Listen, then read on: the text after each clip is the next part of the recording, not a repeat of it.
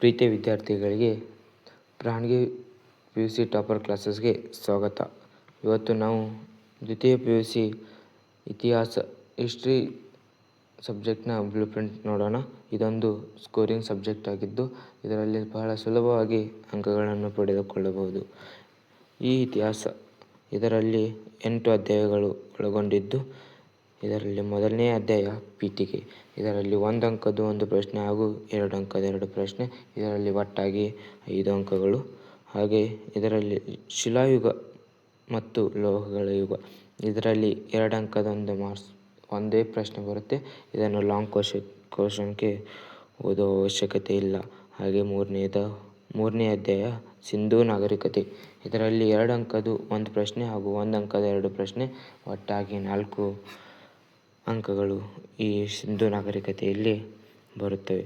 4ನೇ most important chapter this is ಪ್ರಾಚೀನ ಯುಗ. ಇದರಲ್ಲಿ ಒಟ್ಟಾಗಿ 36 ಅಂಕಗಳು ಬರುತ್ತವೆ. 1 ಅಂಕದ್ದು 4 ಪ್ರಶ್ನೆ, 2 ಅಂಕದ 2 ಪ್ರಶ್ನೆ ಹಾಗೂ 5 ಅಂಕದ 1 ಪ್ರಶ್ನೆ, 10 ಅಂಕದ 2 ಪ್ರಶ್ನೆ. ಇದನ್ನು 10 ಅಂಕದ ಒಟ್ಟಾಗಿ ನೀವು 2 ಪ್ರಶ್ನೆಗಳನ್ನು ಬರೆಯಬೇಕು. ಇದೊಂದು ಪಾಠ ಪರ್ಫೆಕ್ಟ್ ಮಾಡಿದ್ರೆ ಸಾಕಾಗುತ್ತೆ. ಹೆಚ್ಚಿಗೆ ಓದೋ ಅವಶ್ಯಕತೆ ಇಲ್ಲ. ಇದು ಸುಲಭ. 5 ಅಂಕದ್ದು ಇದರಲ್ಲಿ ಕೇಳ್ತಾರೆ 1 ಕ್ವಶನ್. ಹಾಗಾಗಿ ಈ ಪಾಠದ ಮೇಲೆ ಮತ್ತೊಂದು ವಿಡಿಯೋ ಮಾಡ್ತೀನಿ. 5ನೇ ಅಧ್ಯಾಯ ಮಧ್ಯಕಾಲೀನ ಯುಗ. ಇದರಲ್ಲಿಯೂ ಕೂಡ 25 ಅಂಕಗಳು. 1 ಅಂಕದ 4 ಪ್ರಶ್ನೆ, 2 ಅಂಕದ 2 ಪ್ರಶ್ನೆ ಹಾಗೂ 5 ಅಂಕದ 1, 10 ಅಂಕದ 1. ಇದರಲ್ಲಿ ಮಧ್ಯಕಾಲೀನ ಯುಗ ಇದರಲ್ಲಿ 10 ಅಂಕದ 1 ಪ್ರಶ್ನೆ ಕೇಳ್ತಾರೆ. ಈ ಪಾಠದ ಮೇಲೆ ಕೂಡ ಒಂದು ಹೊಸ ವಿಡಿಯೋ ಮಾಡ್ತೀನಿ. 6ನೇದಾಗಿ ಮಧ್ಯಕಾಲೀನ ಭಾರತ ಸಾಮಾಜಿಕ ಮತ್ತು ಧಾರ್ಮಿಕ ಸುಧಾರಣಾ ಚಳವಳಿ. ಇದರಲ್ಲಿ ಒಟ್ಟಾಗಿ 7 ಅಂಕಗಳು. 1 ಅಂಕದ 3 ಹಾಗೂ 2 ಅಂಕದ 2 ಪ್ರಶ್ನೆಗಳು. 7ನೇದಾಗಿ ಆಧುನಿಕ ಯುಗ. ಇದರಲ್ಲಿಯೂ ಕೂಡ 36 ಅಂಕಗಳು. ಇದು ಮೋಸ್ಟ್ ಇಂಪಾರ್ಟೆಂಟ್. ಇದರಲ್ಲಿ ನಿಮಗೆ ಯಾವುದಾದ್ರೂ ಬೇಕಾದ 2 ಚಾಪ್ಟರ್ಗಳನ್ನು ಪರ್ಫೆಕ್ಟ್ ಮಾಡಿ.